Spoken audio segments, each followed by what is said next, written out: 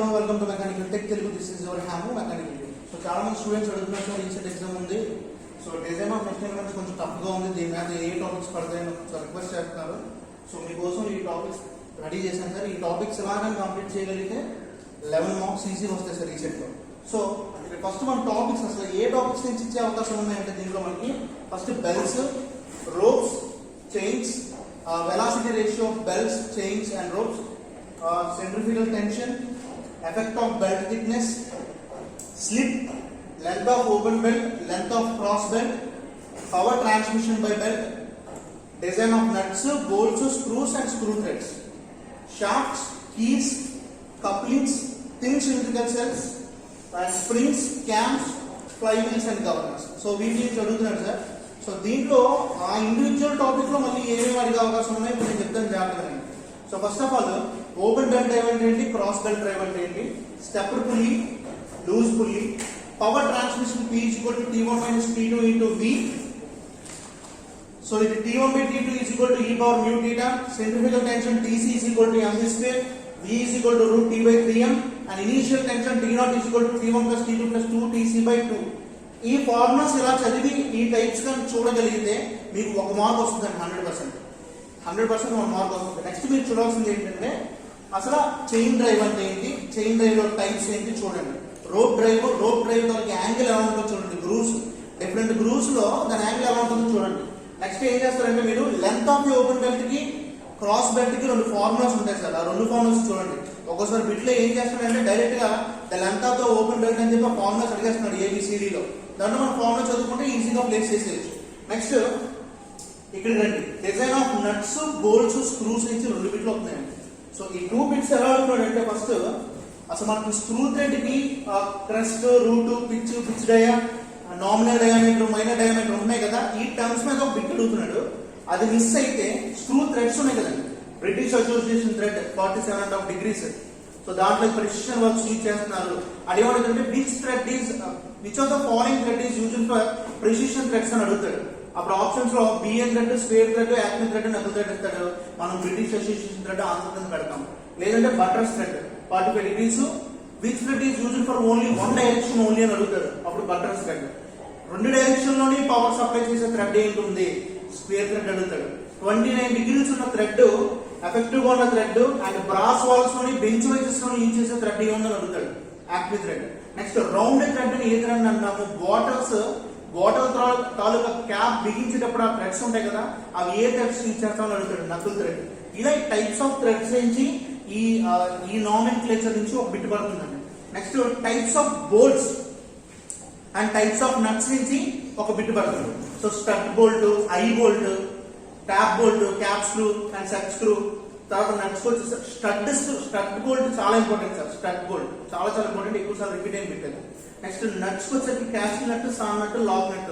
ఒక్కోసారి ఏం చేస్తున్నాడంటే క్వశ్చన్ లో M10 into 1.25 minus 8D అని ఇచ్చేసి అందులో 1.25 ఏంటి, ఏం రిప్రజెంట్ చేస్తుందని అడుగుతుంది. అంటే నామినల్ డయామీటర్ రిప్రజెంట్ చేస్తుందా, పిచ్ రిప్రజెంట్ చేస్తుందా, లేదంటే టాలరెన్స్ రేట్ ని రిప్రజెంట్ చేస్తుందని అడుగుతాడు. M పక్కన ఏమున్నది నామినల్ డయామీటర్ రిప్రజెంట్ చేస్తుంది, తర్వాత ఇంటూ తర్వాత ఏదున్నది పిచ్ రిప్రజెంట్ చేస్తుంది, లాస్ట్ లో D గానీ H గానీ ఇవన్నీ పెడితే అవి టాలరెన్స్ గ్రేడ్స్ రిప్రజెంట్ చేస్తాయి. మైండ్ లో గుర్తుపెట్టుకోండి. ఇది చాలా ఇంపార్టెంట్ సార్. ఇందులో 2 బిట్లు పడతాయి. ఇది ఎలా కంప్లీట్ చేయగలిగితే 2 బిట్స్ కంపల్సరీ ఉంటుంది. నెక్స్ట్ షాఫ్ట్స్ వచ్చేసరికి షాఫ్ట్స్ లో టార్క్ ఫైన్ చేయమంటాడు. క్వశ్చన్ లో D ఇచ్చేస్తాడు. చిన్న ప్రాబ్లమ్ సార్, షార్ట్ ప్రాబ్లమ్ మనకైతే. అది T equal to π by 16 into tau D cube shear stress find చేయమంటాడు. లేదా M equal to π by 32 into sigma B into D cube diameter find చేయమంటాడు. Guest theory వచ్చి which of the theory is used for ductile materials అని అడుగుతాడు. లేదా Guest theory ఏ material కోసం use అవుతుంది, డక్టైల్ మెటీరియల్స్ కోసం.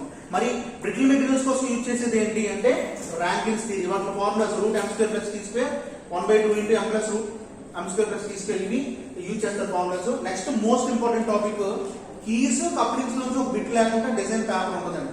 ఆడెలా ఉంటుంది అంటే which of the keys is in the form of segment section or segment cross section అడుగుతారు. ఎలా ఉంటుంది segment cross section, woodruff T ఉంటుంది. అలా టైప్స్ ఆఫ్ కీస్ అన్ని చదవండి. సన్ కి దేనికి, శాడిల్ కి దేనికి, టాంజెంట్ కి దేనికి, ఫెదర్ కి దాని గొప్పతనం ఏంటి, ఇలా కీస్ తో డిఫరెన్సెస్ చూడండి. కప్లింగ్, మక్ కప్లింగ్ అంటే ఏంటి, ఫ్లాంజ్ కప్లింగ్ అంటే ఏంటి, ఈ రెండింటి నుంచి తక్కువ అడుగుతాడండి. ఎక్కువ అడిగేది ఏంటంటే మనకి ఓల్డ్ హామ్ కప్లింగ్, ఇంకొక 3 టైప్స్ ఆఫ్ కప్లింగ్స్ ఉంటాయి. అవి డిస్అలైన్మెంట్ లో కూడా యూజ్ అవుతాయి అనమాట. అంటే షాఫ్ట్ తాలూకు యాంగిల్ డిఫరెన్స్ లో ఉన్నా కూడా యూజ్ అవుతాయి. దాన్ని మిస్అలైన్మెంట్ అంటారు. బోత్ యాంగులర్ మిస్అలైన్మెంట్ లోని లాటరల్ మిస్అలైన్మెంట్ లోని యూజ్ చేసి కీ ఏంటి అని అడుగుతాడు. ఓల్డ్ కప్లింగ్ ఏంటి అని అడుగుతాడు. ఓల్డ్ హామ్ కప్లింగ్. సో కప్లింగ్స్ నుంచి కీస్ నుంచి ఒక బిట్ కంపల్సరీ వస్తుంది. Next thin cylindrical cells, tooth cells formula, longitudinal cells formula, change in diameter కి, చేంజ్ ఇన్ లెంత్ కి, చేంజ్ ఇన్ వాల్యూమ్ కి, ఈ 3 ఫార్ములాస్, ఈ 5 ఫార్ములాలు చూస్తే ఒక బిట్ పడుతుంది గ్యారంటీగా. ఓకేనా. Next springs.